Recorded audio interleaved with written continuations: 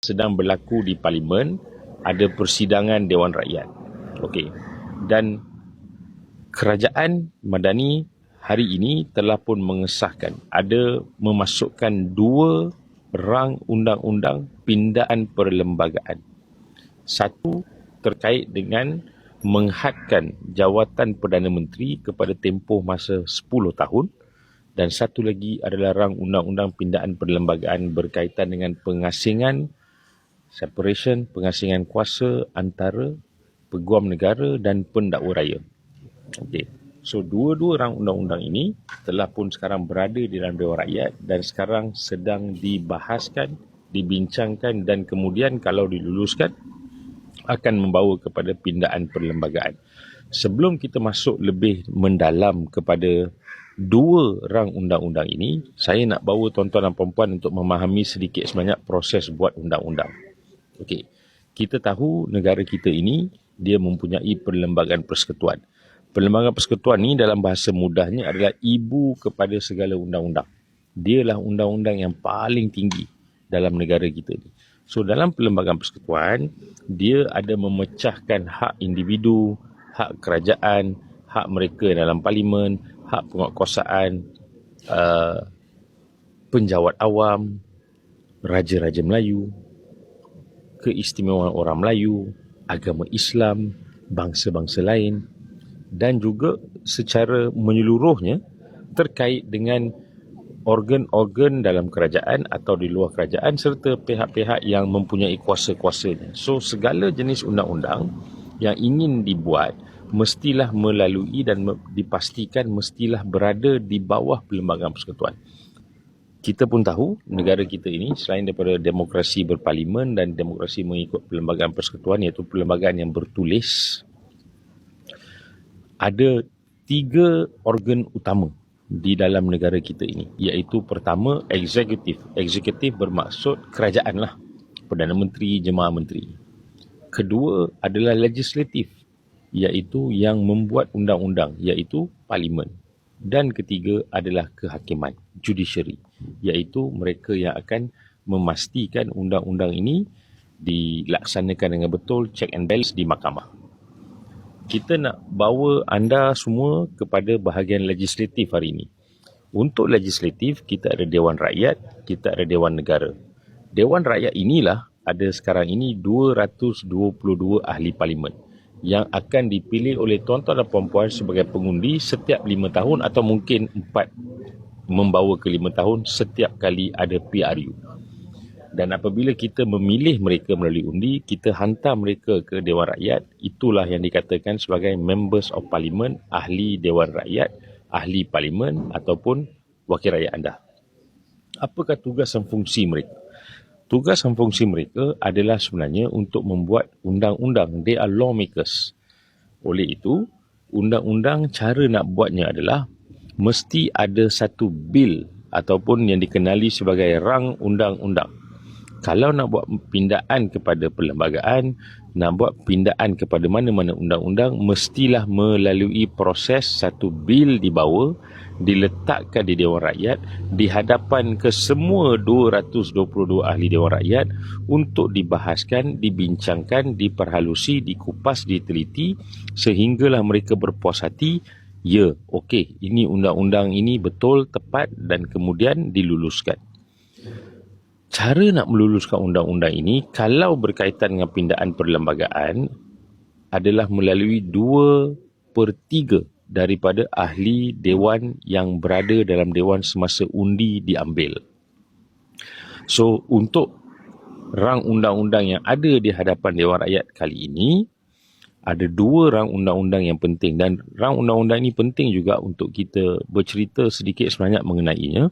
Kerana ini merupakan salah satu sebenarnya langkah-langkah reform atau langkah-langkah pembaharuan yang ingin dibawa oleh Pakatan Harapan bukan sekarang, sebenarnya bermula pada tahun 2018 tetapi kita pun tahu kemelut yang berlaku pada 2018 membawa kepada langkah Sheraton, banyak sebenarnya undang-undang yang ingin dibawa pada waktu dan ketika itu tidak dapat dilaksanakan atau gagal dilaksanakan kerana ketidaktentuan politik, berlakunya langkah Sheraton, penukaran demi penukaran sehingga akhirnya membawa kepada pilihan raya PRU yang ke-15 2022.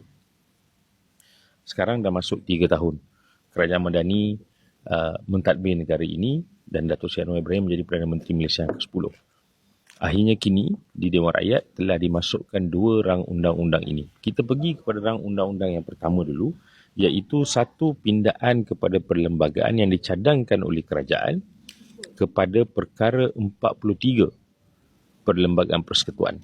Perkara 43 adalah perkara yang menyentuh tentang jemaah menteri atau kabinet yang diketuai oleh Perdana Menteri.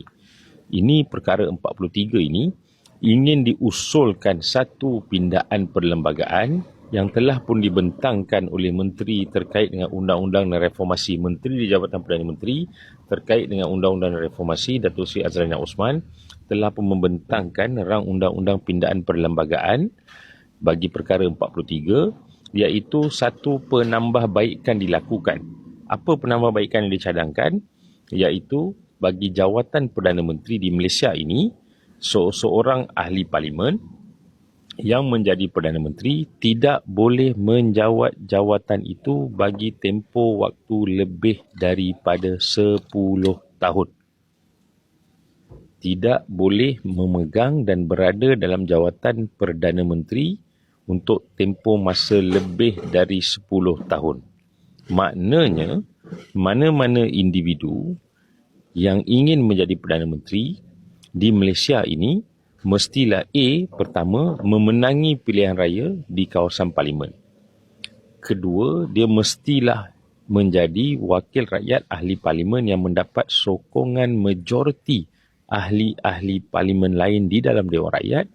Dan ketiga, syarat tambahan yang baru ini adalah yang dipilih tersebut tidak berada dalam kedudukan Perdana Menteri sebelum ini untuk tempoh masa lebih daripada 10 tahun. Contoh paling mudahlah kita ambil. Kalaulah Tun Dr. Mahathir bertanding dalam PRU yang ke-16 akan datang, dia tidak boleh menjadi Perdana Menteri kerana kita semua tahu Yang Amat Bahagia Tun telah pun menjawat jawatan selama tempoh 22 tahun kali pertama dan pada kali kedua Perdana Menteri Malaysia yang ke-7 untuk 22 bulan. Siapa lagi yang tidak boleh jadi Perdana Menteri? Selain daripada itu, yang lain saya rasa sebelum-sebelum ini pun yang jadi Perdana Menteri masih lagi boleh menjawat jawatan tersebut. Kalau contoh Tan Sri Muhyiddin Yassin dipilih nak menjadi Perdana Menteri, boleh. Sebab dia hanya menjawat jawatan tersebut lebih kurang 17-18 bulan. Datuk Seri Ismail Sabri pun boleh kalau nak dipertimbangkan. Dan of course, lain-lain orang yang bertanding di parlimen, kerusi parlimen, memenangi kerusi parlimen, mendapat sokongan majoriti wakil rakyat, dia pun boleh dipertimbangkan untuk menjadi Perdana Menteri.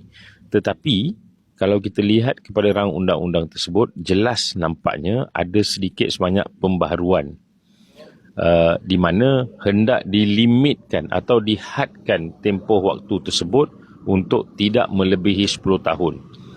Adakah ini satu perkara yang baik? Saya tidak tahu mengenai pandangan ahli-ahli parlimen yang lain dan saya belum berbincang dengan mereka dan saya belum dapat feedback daripada mereka, lontaran pendapat daripada mereka.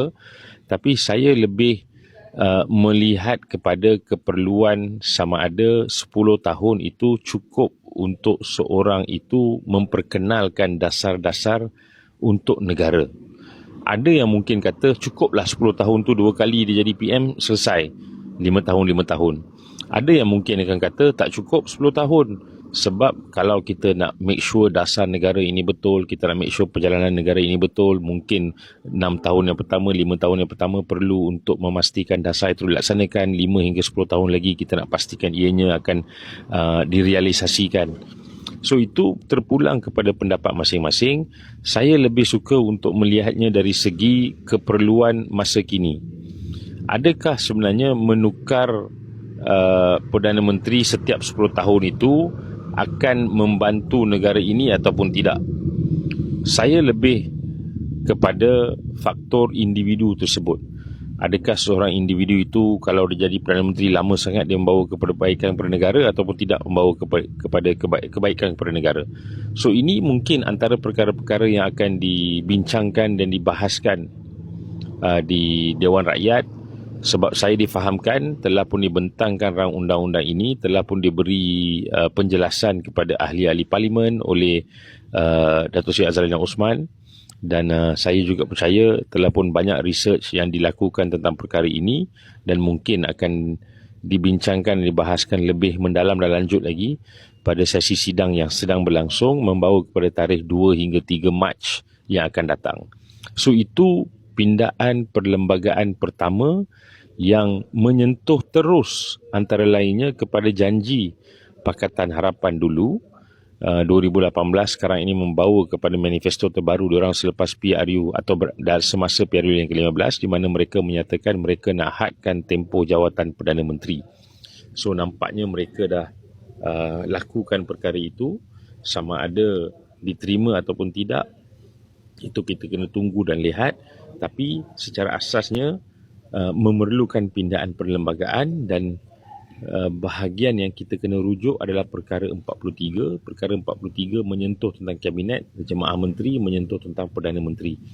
Kalau dari segi sebelum pindaan, perkara 43 dalam kurungan 2 dalam kurungan A Perlembagaan Persekutuan, dia jelas seorang Perdana Menteri akan dilantik oleh Duli Yang Maha Mulia Seri Paduka Baginda Yang Pertuan Agong apabila Duli Yang Maha Mulia Seri Paduka Baginda Yang Pertuan Agong membuat keputusan menurut budi bicara Tuanku, seorang ahli parlimen yang mendapat sokongan majoriti ahli parlimen yang lain. So itu je syarat yang ada untuk menjadi ahli parlimen, untuk jadi Perdana Menteri, you kena dapat sokongan majoriti ahli-ahli parlimen lain. Ingat, saya selalu tekankan, bukan mendapat sokongan daripada ketua parti, tetapi mendapat sokongan majoriti daripada ahli-ahli parlimen.